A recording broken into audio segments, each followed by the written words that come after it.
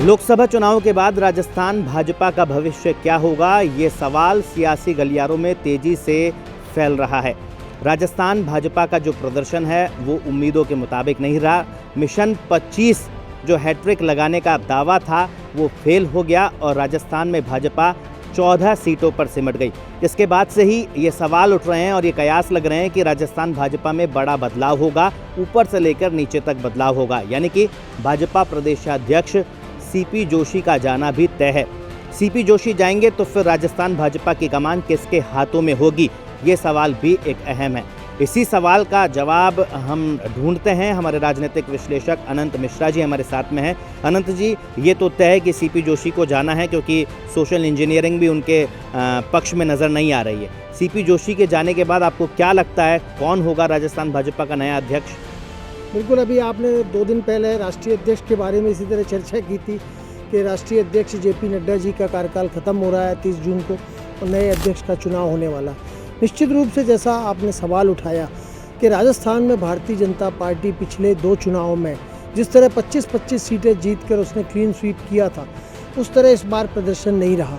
प्रदर्शन नहीं खराब रहने के अनेक कारण हो सकते हैं, लेकिन हाँ, निश्चित रूप से जो इसने आपने सोशल इंजीनियरिंग की बात की कि मुख्यमंत्री भी ब्राह्मण हैं और अध्यक्ष पद पे, प्रदेश अध्यक्ष पद पर सीपी जोशी भी ब्राह्मण थे। आजकल जाति समीकरणों का दौर है, जातियों को लगता है कि उस एक ही जाति के मुख्यमंत्री और प्रदेश अध्यक्ष हैं।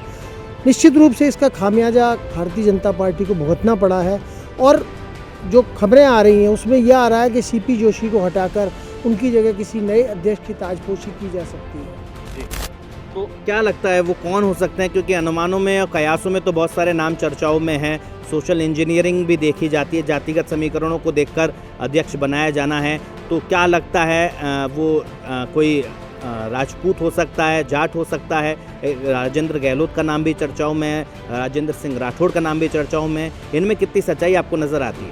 देखिए, जो प्रदर्शन रहा दर्श उसमें ये हमको मानना पड़ेगा कि बाड़मेर, नागौर, सीकर, चूरू, झुंझुनू 5 जो जाट बेल्ट की सीटें हैं, 5 पर भी भारतीय जनता पार्टी को हार का सामना करना पड़ा।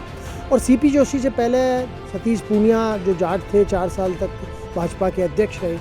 तो जाति समीकरणों को अगर साधना है भाजपा को तो किसी ऐसे चेहरे को लाना होगा जो सबको साथ लेके चले। मतलब उसमें जातीय नहीं हो कि राजपूत बनता है तो जाटों को लगता है कि हमारा हक चला गया। दिया कुमारी राजपूत है, उप मुख्यमंत्री हैं, और अगर जाट को लगता है तो ये लगेगा कि 4 साल पहले देखो सतीश पूनिया जी थे, फिर से जाट को बना दिया। भारतीय जनता पार्टी में इस समय जो नाम चल रहे हैं, जैसा आपने उल्लेख भी किया, कई नाम चल रहे हैं कि जो संगठन में जिनको अनुभव रहा हुआ है। आपने राजेंद्र गहलोत का जिक्र किया। मेरी नज़र में राजेंद्र गहलोत इस पद के लिए इसलिए उपयुक्त हैं कि जो ओबीसी, मूल ओबीसी है, भाजपा में मूल ओबीसी का जो वोटर है वो परंपरागत रूप जनसंघ के समय से भारतीय जनता पार्टी के साथ में रहा है। और अगर राजेंद्र गहलोत बनते हैं तो न सिर्फ वे जातियों के सभी धड़ों को साधने में सफल रहेंगे, बल्कि मेरा मानना है कि सभी नेताओं को, क्योंकि आप राजेंद्र गहलोत 50 साल से भारतीय जनता पार्टी की राजनीति में हैं। आपातकाल के दौर में 1975 में वो जेल भी गए थे, मतलब 49 साल पहले की बात है।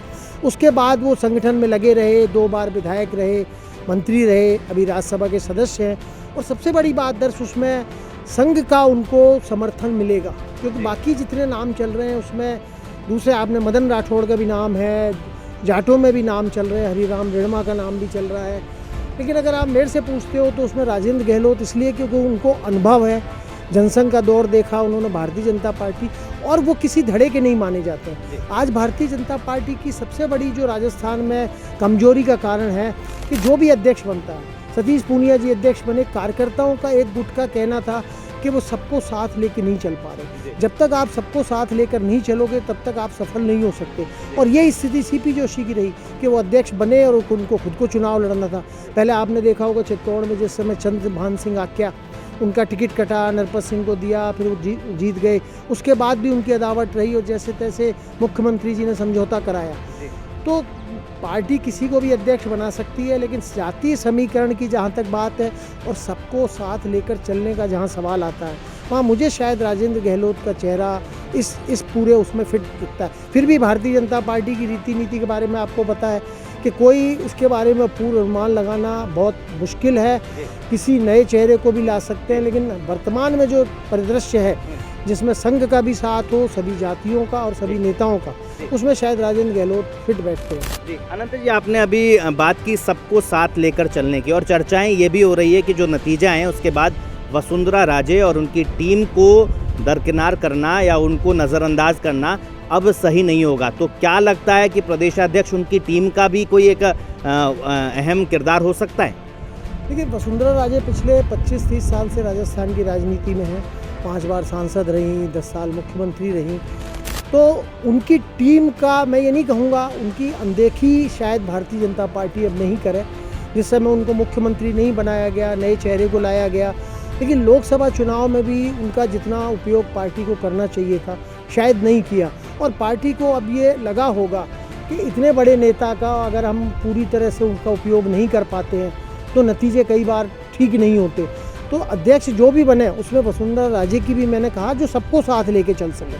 सबको साथ लेके चलने का मतलब ये नहीं है कि 2 नेताओं को, उसमें वसुंधरा धड़ा भी है, संघ का धड़ा भी है, और भी ऐसे कई नेता हैं जिनके अपने अपने धड़े माने जाते हैं। तो सबको साथ लेके चलने वाला जो चेहरा है वो शायद भारतीय जनता पार्टी की जो आने वाला दौर है, अभी 5 विधानसभाओं के उपचुनाव होने हैं, फिर पंचायत पालिकाओं का एक ऐसा दौर नवंबर से शुरू होगा जो 2 साल तक चलेगा।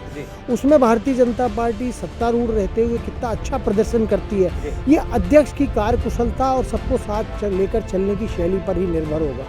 तो क्या लगता है कब तक इसका फैसला हो जाना है कि राजस्थान भाजपा को नया अध्यक्ष मिले? देखिए, हम सिर्फ अनुमान लगा सकते हैं, लेकिन मेरा मानना है कि जो शपथ ग्रहण दिल्ली में हो गया, मंत्रियों ने ले लिया, उनके विभाग बट गए, आंध्र प्रदेश और उड़ीसा में भी आज मुख्यमंत्री ने सब ले ली है। अब लोकसभा अध्यक्ष का और राष्ट्रीय अध्यक्ष का जो चुनाव है भारतीय जनता पार्टी को वो करना है। 24 जून से संसद सत्र शुरू हो रहा है और मेरा मानना है कि 23-24 तक लोकसभा अध्यक्ष कौन होगा इसका भी फैसला हो जाएगा, और उसके बाद राष्ट्रीय अध्यक्ष का 30 जून तक है। तो मेरा मानना है कि 15-20 दिन के अंदर, जून के अंत तक राजस्थान भारतीय जनता पार्टी को संभवतः नया प्रदेश अध्यक्ष मिल सकता है, जो आने वाले 3 साल पार्टी को जो भी चुनौतियां हैं उसके सामने, जो कमजोरी रही, हार के जो कारण रहे, उनको दूर करके और पार्टी को फिर से एक मजबूत स्थिति में लाने में सक्षम हो। आखिरी सवाल लूँगा अनंत जी, सीपी जोशी के जाने के बाद, क्योंकि नया प्रदेशाध्यक्ष भाजपा को मिलेगा, तो फिर सीपी जोशी का भविष्य क्या होगा, आपको क्या लगता है? देखिए, सीपी जोशी का भविष्य क्या होगा? सीपी जोशी सांसद है, संसद में अपनी भूमिका निभाएंगे, और अध्यक्ष बनने से पहले भी सीपी जोशी सांसद की भूमिका में थे। अभी सीपी जोशी की बहुत उम्र है और उनके सामने बहुत लंबा एक दौर पड़ा है, अभी राजनीति का बहुत लंबी पारी उन खेल सकते हैं। तो उनका भविष्य, हम ये नहीं कह सकते कि अगर सीपी जोशी अध्यक्ष पद से हट गए तो उनका कोई भविष्य अंधकार में हो जाएगा। नहीं, सवाल ये है कि क्या राष्ट्रीय अध्यक्ष भी क्योंकि बदलना है तो राष्ट्रीय टीम में उनको एक जिम्मेदारी और मिल सकती है? मुझे ऐसा नहीं लगता कि सीपी जोशी राष्ट्रीय टीम के पार्ट हो सकते हैं। राष्ट्रीय टीम में देखा जाए तो राजस्थान से सुनील बंसल हैं और ऐसे कई नाम हैं कि जिनको संगठन का, सीपी जोशी राजस्थान के प्रदेश अध्यक्ष भले बन गए हों, लेकिन उनको ऐसा राष्ट्रीय स्तर पर संगठन संभालने का मेरी नज़र में ऐसा कोई नहीं लगता कि सीपी जोशी को यहाँ से अगर हटा रहे हैं तो उनको राष्ट्रीय टीम मिले। फिर भी मैंने कहा कि भारतीय जनता पार्टी है, ये अगर सीपी जोशी को भी राष्ट्रीय टीम में ले जाए तो कोई आश्चर्य नहीं, लेकिन मेरे ख्याल से वो सांसद हैं और सांसद की भूमिका ऐसी होती है कि वो अपने जो 8 विधानसभा क्षेत्र हैं और जो पूर्व अध्यक्ष नाते वो रहेंगे, काम करने का उनको मौका मिलेगा।